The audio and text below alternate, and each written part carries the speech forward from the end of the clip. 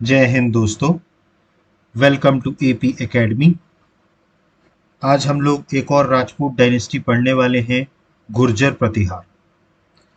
देखिए, गुर्जर प्रतिहारों का नाम आपने पहले भी सुना है।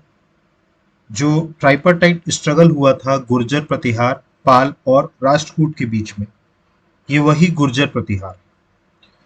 अंततः कन्नौज जो है ये इनकी राजधानी बनी। आज हम इसी गुर्जर प्रतिहार डायनेस्टी के बारे में पढ़ने वाले हैं। लास्ट क्लास में हम लोगों ने चंदेलों को देखा था, चंदेल एम्पायर के बारे में, जो कहाँ पर था, बुंदेलखंड में। इसके अलावा हमने देखा था परमारों के बारे में, जो मालवा क्षेत्र में थे। जब हमने चंदेल डायनेस्टी पढ़ी थी तो मैंने आपको बताया था कि चंदेल बेसिकली गुर्जर प्रतिहार के ही फ्यूडिटरी रहे। मतलब ये जो गुर्जर प्रतिहार वंश जैसे आज हम पढ़ने वाले हैं, चाहे बुंदेलखंड के चंदेल हों, चाहे वो चौहान वंश हो दिल्ली और अजमेर वाला, ठीक, तो ये सारे क्या रहे हैं, ये सारे गुर्जर प्रतिहारों के फ्यूडिटरी रहे। देखिए, गुर्जर प्रतिहारों ने ही जो गुप्ता वंश के टाइम पर जो डिसेंट्रलाइजेशन स्टार्ट हुआ था, जिसमें मैंने आपको बताया था कि एक पर्टिकुलर क्षेत्र में एक वंश को दे दिया जाता था, वहां पर उनको इकोनॉमिक और सोशल और पॉलिटिकल राइट्स दे दिए जाते थे। तो उनको क्या बोला जाता था, फ्यूडिटरी, या हिंदी में इनको क्या बोला जाता था, सामंत। तो गुर्जर प्रतिहार भी ऐसे ही थे। ये लोग भी अलग अलग जगह पे अलग अलग इन्होंने सामंत बनाए थे, ठीक। और इनके समय में जितने भी सामंत बने, जैसे ही गुर्जर प्रतिहार कमजोर हुए, जैसे ही इनके राजा क्या हुए, कमजोर हुए, उन सभी लोगों ने अपना अपना इंडिपेंडेंट छोटा छोटा एम्पायर बना लिया। और इनके इसी डिसेंट्रलाइजेशन प्रोसेस के कारण ही इसका सबसे ज्यादा फायदा महमूद गजनवी और मोहम्मद गौरी ने उठाया। क्योंकि ताकतें, देखिए, जब कंबाइंड था तो ताकत मजबूत थी। क्योंकि जब जब गुर्जर प्रतिहार वंश की अगर हम बात करें, तो गुर्जर प्रतिहार वंश जब तक स्ट्रांग था, ठीक, तब तक अरब का एक भी इन्वेजन इन्होंने होने नहीं दिया। मतलब इन्होंने किसी भी मुस्लिम आक्रमण को सक्सेसफुल होने नहीं दिया, जब तक गुर्जर प्रतिहार वंश क्या था, स्ट्रांग था, ठीक। लेकिन जैसे जैसे गुर्जर प्रतिहार वंश कमजोर पड़ा, तो जाहिर सी बात है ये सारे फ्यूडिटरीज क्या होने लगे, अपने आप को इंडिपेंडेंट घोषित करने लगे, ठीक। और अपने आप को जब ये धीरे धीरे इंडिपेंडेंट घोषित करने लगे, ठीक, तो उस टाइम पर धीरे धीरे क्या होने लगा, आपका जो एम्पायर है वो क्या होने लगा, कमजोर होने लगा। और जब एम्पायर कमजोर होगा तो जाहिर सी बात है कि जो विदेशी आक्रमणकर्ता होंगे वो इसका फायदा उठाएंगे। जैसे आप याद करिए, मैंने आपको बताया था जब मैं आपको पृथ्वीराज चौहान के बारे में पढ़ा रहा था, तो पृथ्वीराज चौहान दामाद थे। पृथ्वीराज चौहान दामाद थे किसके, जयचंद के, ठीक। लेकिन उसके बाद भी, ठीक, जो गढ़वाल वंश कन्नौज का था जिसके राजा जयचंद थे, उन्होंने अपने दामाद की सहायता करने की बजाय उन्होंने दुश्मन जो मोहम्मद गौरी, जिसने जो दूसरे देश का था, उसने जब भारत पर आक्रमण किया तो जयचंद ने मोहम्मद गौरी का साथ दिया। तो आप समझ सकते हैं कि किस लेवल का डिसइंटीग्रेशन यहां पर था, जिसका फायदा जो सीधे सीधे किनको मिला, अरब इन्वेजन वालों को। जितने भी अरब लोग थे उन्होंने इस बात का फायदा उठाया और आक्रमण करके भारत को गुलाम बना लिया, ठीक। तो एक तरीके से कहा जाए तो ये वही गुर्जर प्रतिहार वंश, ठीक। अब अगर हम इन गुर्जर प्रतिहार वंश की बात करें तो इनकी अराउंड 8th सेंचुरी से लेकर के 11th सेंचुरी तक इनका शासनकाल रहा है। मतलब अप्रोक्सीमेटली इन्होंने 300 साल तक राज किया है इस पर्टिकुलर क्षेत्र में।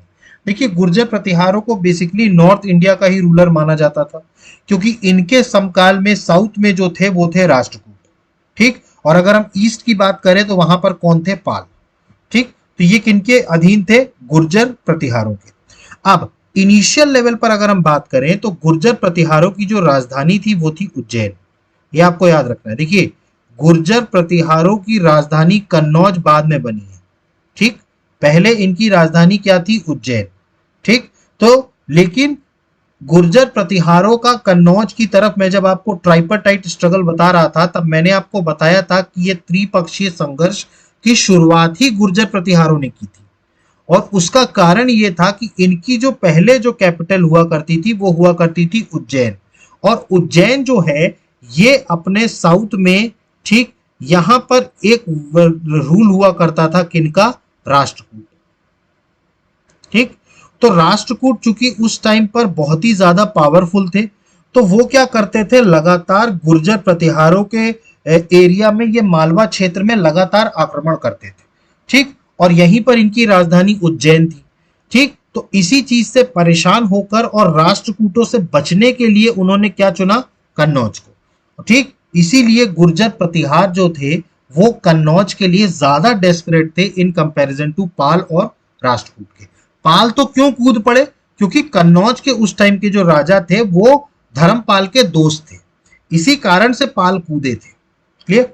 तो गुर्जर प्रतिहारों की बात करें तो इनिशियल लेवल पर इनकी जो राजधानी थी वो उज्जैन थी, उसके बाद फिर बाद में इनकी राजधानी क्या बन गई, कन्नौज। हम सब जानते हैं लास्ट में आकर के कन्नौज पे किसका अधिकार हो गया, गुर्जर प्रतिहारों का, और वही क्या बन गई, इनकी राजधानी बन गई। ठीक, गुर्जर प्रतिहारों के बारे में बताते हैं कि नॉर्थ वेस्ट रीजन से अरब के इन्वेजन को रोकने वाले देश में सबसे बड़ा जो एम्पायर का रोल था वो थे गुर्जर प्रतिहार। ठीक, तो गुर्जर प्रतिहार इसलिए भी जाने जाते हैं कि इन्होंने, जब ये पावरफुल थे, तो इन्होंने अरब की आर्मी को ये इंडस नदी को पार नहीं करने दिया, मतलब इंडस नदी को पार करने नहीं दिया कभी भी अरब, जितने भी आए। ठीक है, जितने भी आक्रमण करता है, अरब ने भारत पर सक्सेसफुल आक्रमण तभी किया जब गुर्जर प्रतिहार जो थे वो खत्म हो गए या वो कमजोर पड़ गए। ठीक, मोहम्मद गौरी उसके बाद ही उसने आक्रमण किया। ठीक, तो इनको एक तरीके से ये माना जाता है कि अरब के इन्वेजन को रोकने वाले भी कौन थे, गुर्जर प्रतिहार। ठीक, इसके बाद अगर हम बात करें तो ये गुर्जर प्रतिहार बेसिकली अपने आप को लक्ष्मण जी का वंशज बताते थे। ठीक, रामचंद्र जी के भाई थे लक्ष्मण, और ये अपने आप को लक्ष्मण का वंशज बताते थे। अब ये लक्ष्मण का वंशज क्यों बताते थे, क्योंकि ये जो प्रतिहार शब्द है, ठीक, ये जो प्रतिहार शब्द है इसका मतलब होता है द्वारपाल या डोर कीपर। इसका मतलब क्या होता है, द्वारपाल या डोर कीपर। अब चूंकि रामचंद्र जी जब वनवास में गए थे, ठीक, तो लक्ष्मण जी, बेसिकली लक्ष्मण जी का काम क्या होता था कि पहरा देना। ठीक है, मतलब उनके भ्राता जब विश्राम करते थे या आराम करते थे तो उस टाइम पर लक्ष्मण जी जो होते थे वो द्वारपाल के रूप में या डोर कीपर के रूप में काम करते थे। ठीक, तो इसीलिए ये जो प्रतिहार है, ठीक है, ये अपने आप को लक्ष्मण जी का वंशज मानते हैं। ठीक, क्योंकि लक्ष्मण जी भी कौन सा काम किया करते थे, डोर कीपर का काम किया करते थे अपने भाई रामचंद्र जी के लिए। ठीक, तो इसीलिए ये अपने आप को उनका वंशज मानते हैं, लक्ष्मण जी का। क्लियर। और अगर हम बात करें तो ये जो है प्रतिहार, ठीक है, ये इन्होंने अपने आप को दिया है। ठीक है, मतलब गुर्जर जो था ये कभी इन्होंने अपना नहीं माना, लेकिन प्रतिहार जो था ये इन्होंने अपने आप को दिया। क्यों, क्योंकि ये लक्ष्मण जी को अपना क्या मानते थे, डिसेंडेंट मानते थे, मतलब ये मानते थे कि हम सब लक्ष्मण जी के वंशज है। क्लियर हुआ ये।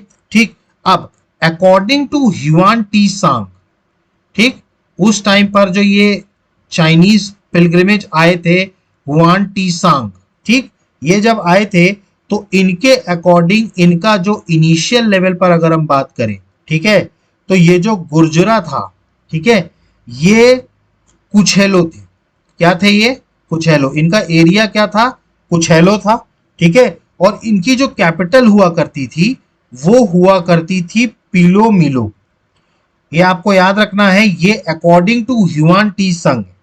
ठीक है, ये क्या मानते थे, गुर्जरा जो कंट्री थी उसको क्या बोला करते थे, कुचेलो। ठीक, और कुचेलो की राजधानी क्या हुआ करती थी, पीलो मिलो। ठीक, और अगर हम बात करें विंसेंट स्मिथ की, ठीक है, किनकी, विंसेंट स्मिथ की, ये भी एक हिस्टोरियन रहे हैं। इनके अकॉर्डिंग ये जो पीलो मिलो था, ठीक है, ये आज का जो राजस्थान है, राजस्थान का जो भीनमाल एरिया है, ठीक है, उसको माना जाता है।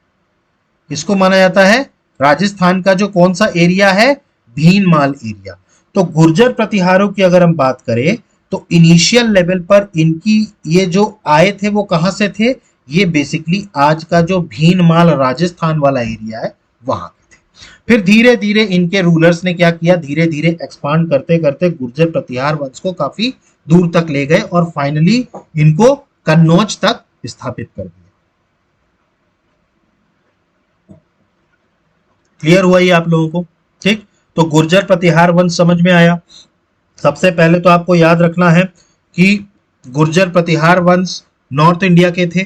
ठीक है, इनका जो शासन काल था वो 8वीं शताब्दी से लेकर के 11वीं शताब्दी तक रहा। इनकी पहले राजधानी उज्जैन थी, बाद में क्या बन गई, कन्नौज बन गई। इसके बाद अगर हम बात करें तो गुर्जर प्रतिहार जो थे वो एक तरीके से वो फोर्स थी जिसने अरब आर्मी को इंदस रिवर के पूरब में आने से रोका था। ठीक, मतलब कि ये गुर्जर प्रतिहारी थे जिन्होंने अरबों को रोका हुआ था। इसके बाद बात करें तो इनके जो रूलर हुआ करते थे वो अपने आप को प्रतिहार कहा करते थे। ठीक है, अब ये प्रतिहार क्यों कहा करते थे, क्योंकि ये अपने आप को लक्ष्मण जी का वंशज मानते थे। किसका वंशज मानते थे, लक्ष्मण जी का वंशज मानते थे। क्लियर। इसके बाद अगर हम बात करें, ठीक है, मैंने बताया they claimed descent from the legendary hero Lakshman. ठीक, ये अपने आप को लक्ष्मण जी का वंशज मानते थे, जो क्या मानते थे, एज अ डोर कीपर। प्रतिहार का मतलब होता था एज अ डोर कीपर। ठीक है, और ये डोर कीपर किसके थे, लक्ष्मण जी अपने भाई श्रीचंद रामचंद्र जी के। इसके बाद अगर हम बात करें तो ह्यूआन टी सांग जो चाइनीज पिलग्रिमेज था, ठीक, उसके अकॉर्डिंग ये जो गुर्जरा कंट्री थी उसको बोला जाता था कुचेलो और इनकी कैपिटल थी पिलोमिलो। इनकी कैपिटल क्या थी, पिलोमिलो। लेकिन विंसेंट स्मिथ की बात करें तो उसने पिलोमिलो को क्या बोला है, आज का राजस्थान का जो भीनमाल वाला रीजन है। ठीक, तो ये गुर्जर प्रतिहारों के बारे में समझ में आया। ठीक, अब हम देखते हैं इनके कौन कौन इंपॉर्टेंट रूलर्स रहे हैं। ठीक, तो सबसे पहले अगर हम बात करें गुर्जर प्रतिहारों की तो वैसे तो अगर देखा जाए तो हरीश चंद्र, ठीक, इसके जो फाउंडर माने जाते हैं वो हरीश चंद्र माने जाते हैं। ठीक, हरीश चंद्र माने जाते हैं। लेकिन अगर हम बात करें कि इनके जो सबसे नोन रूलर, ठीक है, या जो सबसे प्रोमिनेंट फाउंडर जो रहे हैं वो रहे हैं नाग भट्ट फर्स्ट। ठीक, नाग भट्ट फर्स्ट जो है वो रियल फाउंडर माने जाते हैं किसके, गुर्जर प्रतिहार वंश के। ठीक, बेसिकली अगर हम बात करें तो ये जो नाग भट्ट वन थे, ठीक है, ये क्या थे, एक फ्यूडिटरी थे। उस टाइम पर एक डायनेस्टी रूल करती थी राजस्थान एरिया में, चावदा किंगडम। ठीक, ये डायनेस्टी रूल किया करती थी। ठीक, तो ये क्या थे, चावदा किंगडम के ही फ्यूडिटरी थे नाग भट्ट फर्स्ट। फ्यूडिटरी मैंने आपको बताया सामंत थे। ठीक, और ये कौन से एरिया में राज किया करते थे, मैंने आपको बताया अभी, भीलामाला। भीलामाला आज का कहां है, राजस्थान में। ठीक, तो ये क्या थे, चावडास जो थे उनके फ्यूडिटरी थे।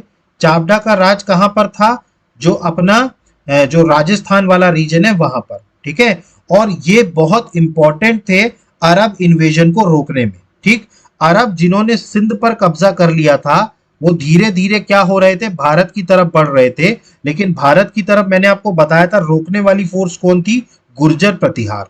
ठीक, तो नाग भट्ट वन का भी उसमें क्या था, बहुत इंपॉर्टेंट रोल था। ठीक, तो नाग भट्ट वन को एक्चुअली में जो रियल फाउंडर माना जाता है गुर्जर प्रतिहार वंश का, वो किसको माना जाता है, नाग भट्ट फर्स्ट को। ठीक, अब इसके बाद बात करें तो इन्होंने ही मालवा में जो अवंती है, ठीक है, मालवा में जो अवंती रीजन है उसको अपनी राजधानी बनाया था। ठीक, तो अवंती को राजधानी बनाने वाले कौन थे, नाग भट्ट फर्स्ट, ये आपको याद रखना है। ठीक, तो अवंती को क्या बनाया था इन्होंने, जो है राजधानी बनाई थी मालवा क्षेत्र में। ठीक, अब इसके बाद अगर हम बात करें, ठीक, तो इनको एक तरीके से डिस्ट्रॉयर ऑफ लार्ज आर्मी भी कहा जाता था। ठीक, अब ये नाग भट्ट वन जो है, ठीक है, इनको बेसिकली क्या कहा जाता था, destroyer of virtue. Destroyer of virtue. ठीक, इनको क्या बोला जाता था, डिस्ट्रॉयर ऑफ वर्च्यू। ठीक, अब इनको डिस्ट्रॉयर ऑफ वर्च्यू क्यों बोला जाता था? ठीक, क्योंकि according to inscription in Mihir Bhoj, देखिए मिहिर भोज का एक इंस्क्रिप्शन था, ठीक है, उसमें ये बताया गया, ठीक, कि नाग भट्ट को, ये जो नाग भट्ट थे, इनको विष्णु के रूप में दिखाया गया। किसके रूप में दिखाया गया? विष्णु के रूप में, ठीक है। मतलब कि नाग भट्ट को बताया गया एज अ विष्णु, ठीक है। क्यों कहा गया? क्योंकि इन्होंने एक उस टाइम पर एक रूलर हुआ करता था मेलूचा, मेलूचा, मेलूचा, ठीक, मेलूचा रूलर हुआ करता था और उसकी बहुत बड़ी आर्मी को नाग भट्ट वस्त ने खत्म किया था, ठीक। इसीलिए इनको डिस्ट्रॉयर ऑफ वर्च्यू कहा गया। क्लियर? डिस्ट्रॉयर ऑफ वर्च्यू कहा गया, ठीक, क्योंकि इसने मेलूचा जो था रूलर, उसको पूरी तरीके से नाग भट्ट फर्स्ट ने खत्म किया था, ठीक। लेकिन नाग भट्ट फर्स्ट जो थे, ये एक राष्ट्रकूट रूलर से भी हारे थे, जिनका नाम था दांडी दुर्ग। ये आपको याद रखना है, राष्ट्रकूटों से इनकी लड़ाई हुई थी और राष्ट्रकूट के उस टाइम पर जो राजा थे वो थे दांडी दुर्ग, ठीक। तो दांडी दुर्ग से ये हार गए थे, ठीक। तो नाग भट्ट फर्स्ट वन के बारे में समझ में आया। सबसे पहले तो नाग भट्ट फर्स्ट जो रहे हैं, ये फ्यूडिटरी रहे हैं चापदास के, ठीक है। चापदास कौन थी? ये चापदा किंगडम उस टाइम पर राजस्थान में एक राज्य हुआ करता था और ये बहुत इंपॉर्टेंट फोर्स था जिन्होंने अरब के इन्वेजन को कंट्रोल किया था, ठीक। इसके बाद अगर हम बात करें तो इन्होंने ही अवंती को राजधानी बनाया था। मालवा क्षेत्र में जो अवंती है उसको राजधानी किसने बनाई थी? नाग भट्ट फर्स्ट ने, ठीक। फिर इसके बाद according to Mihir Bhoj inscriptions, Nag Bhatt ascribed as Vishnu, ठीक, in response to the prayers of the oppressed peoples to crush the large armies of the powerful लेचा रूलर, ठीक। मतलब उस टाइम पर क्या हुआ था, जो लोग वहां के थे उन्होंने इनसे सहायता मांगी थी, ठीक है, नाग भट्ट से, ठीक है, और इनकी मतलब एक तरीके से प्रेयर ऑफर की थी इनको, और इन्होंने फिर उसको क्या किया था, मेलूचा रूलर को उसकी बड़ी आर्मी के साथ डिफीट किया था। इसीलिए नाग भट्ट को एज अ विष्णु माना गया, ठीक है, the destroyer of virtue. Clear?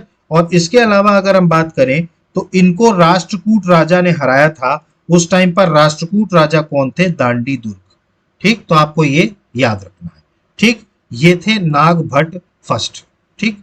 इसके बाद अगर हम बात करें, इसके बाद जो अगले रूलर आते हैं वो आते हैं वत्सराज, ठीक। इसके बाद जो अगले रूलर आते हैं वो कौन आते हैं? वत्सराज। इनको भी एक तरीके से रियल फाउंडर माना जाता है प्रतिहार डायनेस्टी का, ठीक है। इनके समय में गुर्जर प्रतिहार वंश बहुत तेजी से आगे बढ़ा था। मतलब कि वत्सराज के ही टाइम पर जो अपना गुर्जर प्रतिहार वंश था, ठीक है, इसका राइज बहुत तेजी से हुआ था, ठीक है। मतलब बहुत से एरियाज में क्या किया था, वत्सराज ने कब्जा कर लिया था, ठीक। और ये पहले ऐसे प्रतिहार राजा रहे हैं जिन्होंने टाइटल लिया था एम्परर का। किसका टाइटल लिया था? एम्परर का।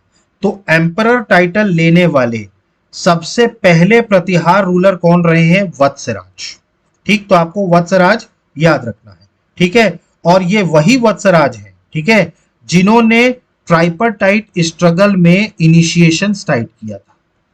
मतलब ये वही वत्सराज है। मैंने जब आपको ट्राइपर्टाइट स्ट्रगल बताया था तो मैंने आपको बताया था कि इस स्ट्रगल की जो शुरुआत की गई थी वो गुर्जर प्रतिहारों की तरफ से ही की गई थी। उस टाइम पर गुर्जर प्रतिहार के राजा वत्सराज थे जिन्होंने कन्नौज पर आक्रमण कर दिया था, ठीक। कन्नौज पर आक्रमण कर दिया था और उस टाइम पर वहां के जो रूलर थे, ठीक है, उनको भी हराया और पाल रूलर धर्मपाल को भी हराया था। लेकिन फिर उसके बाद ये राष्ट्रकूट राजा ध्रुव से हार गए थे। मैंने आपको बताया था कि उस टाइम पर इस बात का फायदा उठा के नीचे से एक राजा आए थे राष्ट्रकूट ध्रुव, ठीक। तो उन्होंने क्या किया था, इनको हरा दिया था। वत्सराज को भी हराया था और धर्मपाल को भी हराया था। क्लियर? तो वत्सराज में समझ में आया। तो वत्सराज को एक तरीके से माना जाए तो रियल फाउंडर माना जाता है प्रतिहार डायनेस्टी का। इसके बाद अगर हम बात करें तो इनके समय में बहुत बड़ा राइज हुआ गुर्जर प्रतिहार डायनेस्टी का। मतलब ये जो इतना ज्यादा फैलाव हुआ गुर्जर प्रतिहारों का वो इन्हीं के समय हुआ। इसके बाद अगर हम बात करें तो सबसे पहले प्रतिहार रूलर ये रहे हैं, ठीक, जिन्होंने टाइटल कौन सा लिया, एम्परर का टाइटल लिया, ठीक। और इसके अलावा बात करें तो इन्होंने ही पार्टिसिपेट किया इन दी ट्राइपार्टाइट स्ट्रगल ऑफ कन्नौज, और इन्होंने सबसे पहले तो धर्मपाल को हराया, ठीक, लेकिन बाद में ये किससे हार गए, ध्रुव से हार गए, राष्ट्रकूट रूलर ध्रुव से हार गए। क्लियर हुआ, ठीक। तो ये था वत्सराज के बारे में, ठीक है। वत्सराज रियल फाउंडर माने जाते हैं प्रतिहार डायनेस्टी के। इसके बाद अगर हम बात करें, अगले जो रूलर थे वो थे नागभट्ट सेकंड। अगले जो रूलर थे वो कौन थे, नागभट्ट सेकंड, ठीक। देखिए पहले जो थे वो नागभट्ट फर्स्ट थे, ये कौन से थे, नागभट्ट सेकंड, ठीक। इनको इनके कुछ टाइटल्स थे, आपको याद रखना होगा। इनके एक तो टाइटल था परम भत्तरका, परम भत्तरका, ये इनका टाइटल था, ठीक। इसके अलावा अगर बात करें तो महाराजाधिराज, महाराजाधिराज इनका टाइटल हुआ करता था नागभट्ट सेकंड का, और इनको परमेश्वरा भी कहते थे, ठीक। ये तीनों इनके टाइटल हुआ करते थे नागभट्ट सेकंड के, ठीक। और ये तीनों टाइटल इनको कब मिले, जब नागभट्ट सेकंड ने कन्नौज पे कब्जा किया था, ठीक। जब इन्होंने किस पे कब्जा किया था, कन्नौज पे कब्जा किया था। मैंने आपको बताया था नागभट्ट सेकंड ने क्या किया था, धर्मपाल, ठीक है, और जो कन्नौज के उस टाइम के रूलर थे चक्रायुद्ध, ठीक, उनको क्या किया था, दोनों को हरा दिया था, ठीक। लेकिन उस टाइम पर राष्ट्रकूट जो राजा थे, ठीक है, मैंने आपको जब ट्राइपार्टाइट स्ट्रगल पढ़ाया था तो सेकंड स्टेज में मैंने आपको बताया था कि नागभट्ट सेकंड ने आक्रमण किया कन्नौज पर। अब कन्नौज पर जिसको चक्रायुद्ध को वापस बिठा दिया गया था उसको इन्होंने खत्म किया, धर्मपाल को इन्होंने क्या किया, हटा दिया, और कन्नौज पर अपना अधिकार कर लिया, ठीक। और उसको क्या बना लिया, अपनी राजधानी। तो आपको याद रखना है कन्नौज को राजधानी बनाने वाले सबसे पहले राजा कौन थे, नागभट्ट सेकंड, ठीक। तो जिन्होंने कन्नौज को अपनी क्या बनाया, राजधानी बनाया, ठीक है। वहां पर इन्होंने धर्मपाल को हराया और कन्नौज के रूलर चक्रायुद्ध को हराया। बाद में ये धर्मपाल और चक्रायुद्ध ये किसके पास जाते हैं, राष्ट्रकूट राजा गोविंद III के पास मदद मांगने के लिए, ठीक। तो फिर क्या करेगा, गोविंद III जो है, ठीक है, वो क्या करेगा, आक्रमण करेगा इनके ऊपर, ठीक। गोविंद III क्या करेगा, आक्रमण करेगा इनके ऊपर और इनको क्या करेगा, हरा देगा, इनको क्या करेगा, हरा देगा। क्लियर है, ठीक। तो इन्होंने क्या किया था, गोविंद III से मदद मांगी और गोविंद III ने फिर आक्रमण करके नागभट्ट सेकंड को हरा दिया था, ठीक। तो नागभट्ट सेकंड ने धर्मपाल को हराया, ठीक, और उस टाइम पर कन्नौज के राजा चक्रायुद्ध को हराया। लेकिन धर्मपाल से ये लोग दोनों किसके पास चले गए, गोविंद III के पास। गोविंद III ने आक्रमण करके नागभट्ट सेकंड को हरा दिया, ठीक। अब बात करें, ठीक है, ये एक लौते प्रतिहार राजा ऐसे रहे हैं जिन्होंने गंगा जी में जल समाधि ली थी, ठीक, ये आपको याद रखना, ठीक। ये एक लौते ऐसे राजा रहे हैं जिन्होंने गंगा जी में जाकर के क्या ली थी, जल समाधि ली थी। तो नागभट्ट सेकंड के बारे में आपको इतने पॉइंट्स याद रखने हैं। सबसे पहले अगर हम बात करें तो इनको जो टाइटल मिले वो थे परम भट्टकर्ता, महाराजाधिराज और परमेश्वर, जब इन्होंने कन्नौज पर कब्जा किया था, ठीक। इसके बाद बात करें तो इन्होंने धर्मपाल को हराया, इन्होंने उस टाइम पर कन्नौज के राजा चक्रायुद्ध को हराया।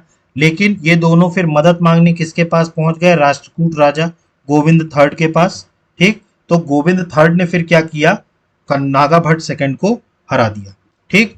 ये कन्नौज को राजधानी बनाने वाले यही थे, मतलब सबसे पहले जिसने कन्नौज को राजधानी बनाया वो किसने बनाया, नागभट्ट सेकंड ने, ठीक। और इन्होंने क्या ले ली थी, जल समाधि गंगा जी में, ठीक। तो आपको याद रखना है, ठीक, नागभट्ट सेकंड जो थे पहले ऐसे प्रतिहार रूलर थे जिन्होंने जल समाधि ली थी, कहाँ, गंगा जी में, ठीक। तो नागभट्ट सेकंड के बारे में इतने पॉइंट्स क्लियर हैं। अब इसके बाद जो राजा बनते हैं वो बनते हैं रामभद्र। इसके बाद जो राजा बनते हैं वो बनते हैं रामभद्र। लेकिन चूंकि रामभद्र इतने ज्यादा इंपॉर्टेंट नहीं थे और वो बहुत ज्यादा देर तक रूल नहीं कर पाए थे क्योंकि ये बहुत ही कमजोर रूलर थे, ठीक। तो तो गुर्जर प्रतिहार के कमजोर रूलरों में नाम किसका आता था? रामभद्र का। क्लियर? ठीक। अब रामभद्र के बाद जो राजा बनते हैं ये बहुत इंपॉर्टेंट राजा थे इस डायनेस्टी के। इनका नाम था मिहिर भोज। मिहिर भोज। तो इसके बाद जो राजा बनते हैं वो कौन बनते हैं? मिहिर भोज। ठीक। सबसे पहली बात तो ये विष्णु जी के भक्त थे। ये किसके भक्त थे? विष्णु जी के भक्त थे, इसीलिए इनको टाइटल दिया गया था आदिवरा। ठीक। ये टाइटल आपको याद रखने पड़ेंगे क्योंकि ये सारे टाइटल जो हैं ये पर्टिकुलरली किसी न किसी रूलर को दिए गए हैं। चूंकि ये विष्णु जी के भक्त थे इसलिए इन्होंने क्या टाइटल अडॉप्ट किया? आदिवरा। ठीक। जो इनके सिक्के देखिए, बेसिकली मिहिर भोज के जो सिक्के मिले हैं, ठीक है, उनसे पता चलता है कि इन्होंने अपने आप को क्या टाइटल दिया था? आदिवरा। ठीक। मिहिर भोज के बारे में उस टाइम पर अरब के एक तरीके से कहा जाए ट्रैवलर या एक तरीके से राइटर कहा जाए, उनका नाम था सुलेमान। उनका क्या नाम था? सुलेमान। तो ये अरब के एक राइटर हुआ करते थे सुलेमान। ठीक। उन्होंने इनको अरब का सबसे कट्टर दुश्मन बताया है। मतलब अरबों के जो सबसे ज्यादा कट्टर दुश्मन। ठीक है। बिटर एनिमी का मतलब होता है एकदम कट्टर दुश्मन। ठीक। तो ये जो अरब जो इन्वेडर थे उनके अगर कट्टर दुश्मन किसी को सुलेमान ने बताया है तो वो मिहिर भोज को बताया। तो आपको ये याद रखना है, मिहिर भोज एक तरीके से अरबों के जो अरब इन्वेडर थे उनके कट्टर दुश्मन हुआ करते थे। ये किसने बताया? सुलेमान ने बताया। ठीक है। और सुलेमान ने यह भी बताया कि मिहिर भोज की एक बहुत बड़ी आर्मी थी, ए लार्ज आर्मी। ठीक है। और इनकी कैवलरी भी बहुत अच्छी थी। ठीक। तो ये किसने बताया कि मिहिर भोज की एक बहुत बड़ी आर्मी है? ये बताया सुलेमान ने। ठीक। तो सुलेमान ने क्या बताया? एक तो ये अरबों के सबसे बड़े दुश्मन रहे हैं, बिटर एनिमी। इसके अलावा उन्होंने ये भी बताया कि इनकी बहुत बड़ी आर्मी थी, बहुत बड़ी आर्मी थी। ठीक। अब इनके समय में बात करें, मिहिर भोज के समय में इन्होंने पाल वंश के उस टाइम पर जो राजा थे, ठीक है, माल वंश के, ठीक है, वो थे देवपाल। कौन थे? देवपाल। ठीक। तो इन्होंने क्या किया था? मिहिर भोज ने, मैंने आपको ट्राइपार्टाइट स्ट्रगल में बताया था, मिहिर भोज ने जब पालों पर आक्रमण किया, ठीक, तो मिहिर भोज पहले तो देवपाल से हार गए थे। पहले जो युद्ध हुआ था, ठीक, उसमें तो मिहिर भोज जो थे देवपाल से हार गए थे। लेकिन अगर हम बात करें देवपाल की मृत्यु के बाद, ठीक है, देवपाल की देखिए, पहले जब मिहिर भोज ने पालों पर आक्रमण किया तब तो देवपाल से वो हार गए, लेकिन देवपाल की मृत्यु के बाद जो उनके सक्सेसर थे उन पर आक्रमण करके पाल वंश की बहुत सारी टेरिटरी मिहिर भोज ने छीन ली थी। मतलब देवपाल के मरने के बाद, ठीक है, जो देवपाल के सक्सेसर थे उनको हरा करके बहुत सारा पालों का पार्ट जो था वो गुर्जर प्रतिहार वंश में मिलाया था। किसने मिलाया था? मिहिर भोज ने। क्लियर हुआ आपको? मिहिर भोज सबसे पहले तो ये विष्णु भगवान के, एक तरीके से कहा जाए तो विष्णु भगवान के भक्त थे, ये डिवोटी थे, जिसके कारण इन्होंने अपना टाइटल क्या लिया था? आदिवरा। ठीक है। जिसको कहाँ इंस्क्राइब किया गया है? इनके सिक्कों में। ठीक। इसके बाद अगर हम बात करें तो इनको सुलेमान, जो अरब जो राइटर थे, उन्होंने सुलेमान ने अरबों का सबसे कट्टर दुश्मन बताया है मिहिर भोज को। ठीक। जिसके अकॉर्डिंग बहुत बड़ी आर्मी इनकी हुआ करती थी और इनकी कैवलरी भी क्या होती थी? बहुत अच्छी हुआ करती थी। अब मैंने आपको बताया कि इन्होंने पाल एम्पायर पर आक्रमण किया था, लेकिन उस टाइम पर पाल राजा देवपाल ने इनको क्या किया था? हरा दिया था। ठीक। तो आपको याद रखना है, मिहिर भोज ने पहले जब आक्रमण किया तब देवपाल ने उनको हरा दिया। ठीक। इसके बाद बात करें, लेकिन बाद में मिहिर भोज ने ही, ठीक, राष्ट्रकूट के राजा कृष्ण सेकंड को हराया। आप याद करिए, मैंने आपको बताया था कि राष्ट्रकूट जो हुआ करते थे वो उस टाइम पर सबसे पावरफुल हुआ करते थे, और शायद मिहिर भोज पहले प्रतिहार राजा हैं जिन्होंने किसी राष्ट्रकूट राजा को हराया। ठीक। तो गुर्जर प्रतिहार में एक लौते ऐसे राजा जिन्होंने राष्ट्रकूट राजा को हराया था वो थे मिहिर भोज। इसके बाद बात करें तो मैंने जैसा आपको बताया कि देवपाल की मृत्यु के बाद देवपाल के सक्सेसर जो थे नारायण, उन्होंने उन पर आक्रमण करके उनको हराया और बहुत सारा पाल डायनेस्टी का जो रीजन था वो अपनी तरफ मिला लिया। क्लियर? ये थे मिहिर भोज। क्लियर हुआ? मिहिर भोज एक लौते ऐसे रूलर रहे हैं जिन्होंने राष्ट्रकूट राजा कृष्ण सेकंड को हराया। ठीक, इसके बाद जो राजा बनते हैं वो बनते हैं राजा महेंद्र पाल। ठीक, तो मिहिर भोज के बाद जो राजा बनते हैं वो कौन बनते हैं? महेंद्र पाल। ठीक, महेंद्र पाल के बारे में आपको याद रखना है सबसे पहला तो कि महेंद्र पाल के 3 टाइटल थे। एक तो खुद महेंद्र हुआ करता था इनका टाइटल। ठीक, इसके बाद अगर हम बात करें तो निर्भय राज। ठीक, निर्भय राज इनका टाइटल हुआ करता था। ठीक, और इनको निर्भया नेंद्र भी कहा जाते थे। ठीक, निर्भया नेंद्र। ठीक, तो ये 3 इनके टाइटल हुआ करते थे, महेंद्र, निर्भयराज और निर्भया नेंद्र। ठीक, ये 3 इनके टाइटल हुआ करते थे। और आपको महेंद्र पाल इसलिए भी याद रखना है, इनके समय में इनके ही दरबार में इनके एक गुरु, जिनको ये अपना गुरु मानते थे, वो थे राजशेखर। ठीक, राजशेखर किनके गुरु थे? महेंद्र पाल के। और इनके कुछ वर्क्स आपको याद रखने हैं जो राजशेखर के रहे हैं। ठीक, एक इनका जो सबसे इंपॉर्टेंट रहा है वो रहा है बाल रामायण। ये सारे याद रखने हैं आपको। ठीक है, तो बाल रामायण किसने लिखा है? तो वो लिखा है राजशेखर ने। ठीक, इसके बाद इनके समय में एक और हुआ है कर्पूर मंजरी।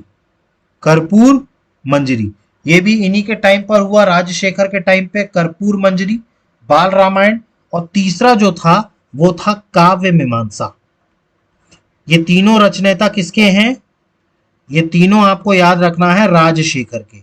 और राजशेखर किस गुर्जर प्रतिहार वंश के राजा के गुरु थे? महेंद्र पाल। ठीक, तो ये आपको महेंद्र पाल के बारे में याद रखना है। तो महेंद्र पाल की बात करें तो महेंद्र पाल का टाइटल क्या था? निर्भया नेंद्र। ठीक, महेंद्र। ठीक, और निर्भय राज। इसके बाद अगर हम बात करें तो राजशेखर, ठीक है, इनके गुरु हुआ करते थे महेंद्र पाल के। और राजशेखर के कुछ इंपॉर्टेंट वर्क थे कर्पूर मंजरी, काव्य मीमांसा और बाल रामायण। ये किसके काम हुआ करते थे? राजशेखर के। ठीक है, इसके बाद जो राजा बनते हैं महेंद्र पाल के बाद वो बनते हैं महिपाल। गुर्जर प्रतिहार वंश के अगले राजा जो बनते हैं महेंद्र पाल के बाद वो कौन बनते हैं? महिपाल। ठीक, देखिए इनके समय में एक बगदाद का एक रेसिडेंट आया था, अलाम सूदी। ठीक है, ये आपको याद रखना है। अलाम सूदी जो है ये एक बगदाद का रेसिडेंट था जो इनके समय में भारत आया था। ठीक, और इसने अलाम सूदी ने ही अगर हम बात करें तो गुर्जर प्रतिहारों को क्या कहा था? अल गुर्जर। मतलब अल गुर्जर जो कहा गया था ये किसने बोला था? अलाम सूदी ने। ठीक, किसने बोला था? अलाम सूदी ने। किनको? गुर्जर प्रतिहार को। क्लियर? तो गुर्जर प्रतिहार को क्या बोला गया था? अलाम सूदी ने अल गुर्जर। ठीक है, और इनको एक और नाम दिया था किंग एज बौरा। ठीक, इनको एक और नाम दिया गया था किंग एज बौरा। ठीक, ये किसने दिया था? अलाम सूदी ने। ठीक, महिपाल को। ठीक, अब इसके बाद बात करें तो इन्हीं के समय में, महिपाल के समय में, उस टाइम पर राष्ट्रकूट के एक राजा थे इंद्र थर्ड। ठीक, तो इंद्र थर्ड जो थे वो राष्ट्रकूट के राजा थे और उन्होंने ही महिपाल के ही समय में कन्नौज पर आक्रमण किया था। ठीक, तो महिपाल जो थे उनके समय में ही इंद्र थर्ड ने आक्रमण किया था और महिपाल के ही समय ही गुर्जर प्रतिहार वंश धीरे धीरे अब क्या होने लगा था? कमजोर होने लगा था। क्लियर? तो महिपाल के बारे में आपको याद रखना है, इनके समय में सबसे पहले तो अलाम सूदी नाम का एक रेसिडेंट आया था बगदाद का। ठीक, जिसने क्या बताया? गुर्जर प्रतिहार को as Al Gurjar and king as Baura. ठीक, और इन्हीं के समय में राष्ट्रकूट राजा इंद्र थ्री ने किस पर अटैक किया था? कन्नौज के ऊपर अटैक किया था। ठीक, तो ये था महिपाल के बारे में। ठीक, अब अगले जो इसके राजा बनते हैं वो बनते हैं राज्यपाल। कौन राजा बनते हैं? राज्यपाल। ठीक, अब राज्यपाल इसलिए बहुत ज्यादा इंपॉर्टेंट है, ठीक, क्योंकि इन्हीं के समय में, राज्यपाल के ही समय में महमूद गजनवी जो अरब आक्रमण करता था, उसने कन्नौज पर आक्रमण करके उस पे ऊपर कब्जा कर लिया था। मतलब एक तरीके से कहा जाए तो कन्नौज जो थी वो भी हाथ से निकल गई थी। ठीक, और ये जो राज्यपाल था, ठीक है, ये वहां से भाग गया था। ठीक, मतलब ये क्या हुआ, जब महमूद गजनवी ने, ठीक, कन्नौज पर आक्रमण किया, ठीक, ये कब की बात है? ये बात है 1018 एडी की। ठीक, 1018 एडी में जो महमूद गजनवी हैं, ठीक है, उन्होंने भारत पर आक्रमण किया था कन्नौज पे।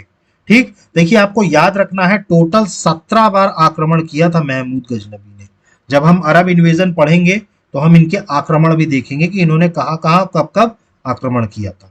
तो उनमें से एक आक्रमण इन्होंने 1018 में कन्नौज पर किया था, और उस टाइम पर राज्यपाल जो थे, जो वहां के राजा थे, वो वहां से भाग गए थे।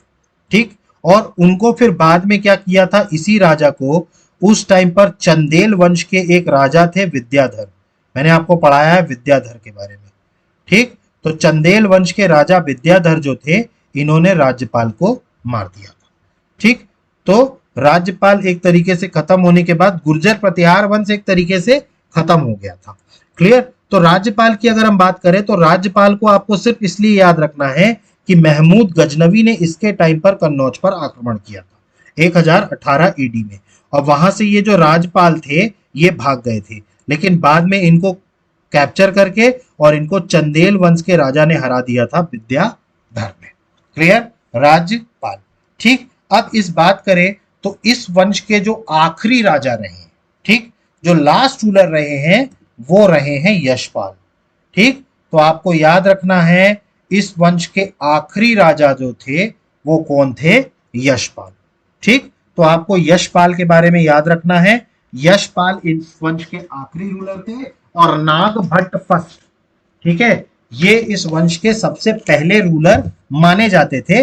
हालांकि वैसे कई जगहों पर हरीश चंद्र के भी बारे में दिया है कि इस वंश के जो सबसे पहले नॉन रूलर माने जाते हैं वो माने जाते हैं हरीश चंद्र। ठीक, और लास्ट रूलर जो रहे वो रहे यशपाल। क्लियर हुआ आप लोगों को? ठीक, तो ये था गुर्जर प्रतिहार वंश। अब इनके कुछ इंपॉर्टेंट स्ट्रक्चर्स हैं जो इन्होंने बनवाए थे। ठीक, उन स्ट्रक्चर्स को मैं आपको दिखा रहा हूं, ठीक है, उनकी फोटोज दिखा रहा हूं।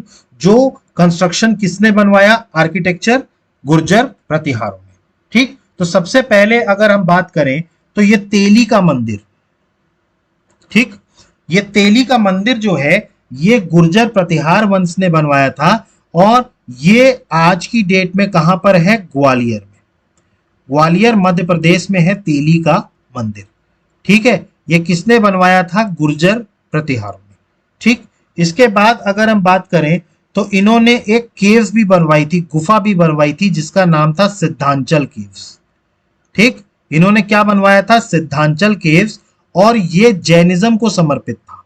किसको समर्पित था? जैनिज्म को, जैन धर्म से रिलेटेड था सिद्धांचल केव्स। ठीक है, ये भी कहां पर है? ये भी ग्वालियर में है। ये कहां है? ग्वालियर में। ठीक, ग्वालियर का जो किला है उसी में सिद्धांचल केव्स भी बने हैं, और तेली का मंदिर भी वो बना हुआ है, और ये किसने बनवाया? गुर्जर प्रतिहारों में। ठीक, इसके बाद अगर हम बात करें, ठीक, तो ये एक मंदिर महादेव का बनवाया, घाटेश्वर महादेव मंदिर। ठीक, तो ये जो घाटेश्वर महादेव मंदिर है ये आज का जो अपना बरौली रीजन है, ठीक है, बरौली एक गांव है, ठीक है, कौन सी डिस्ट्रिक्ट में? ये चित्तौड़गढ़ डिस्ट्रिक्ट में है, चित्तौड़गढ़ डिस्ट्रिक्ट, राजस्थान। ठीक, तो ये चित्तौड़गढ़ डिस्ट्रिक्ट राजस्थान में बरौली में है घटेश्वर महादेव मंदिर। ठीक, तो ये घटेश्वर महादेव मंदिर जो है ये बरौली चित्तौड़गढ़ राजस्थान में बना है। और जो आखिरी हिंदू टेम्पल बनवाया इन्होंने वो बनवाया बातेश्वर हिंदू टेम्पल, बातेश्वर हिंदू टेम्पल। और ये कहाँ है? ये आज का जो मध्य प्रदेश का मुरैना डिस्ट्रिक्ट है, मध्य प्रदेश का कौन सा डिस्ट्रिक्ट? मुरैना डिस्ट्रिक्ट है, वहां पर ये टेम्पल बना है, बातेश्वर हिंदू मंदिर। ये पूरा आर्किटेक्चर किसने करवाया था? गुर्जर प्रतिहार में।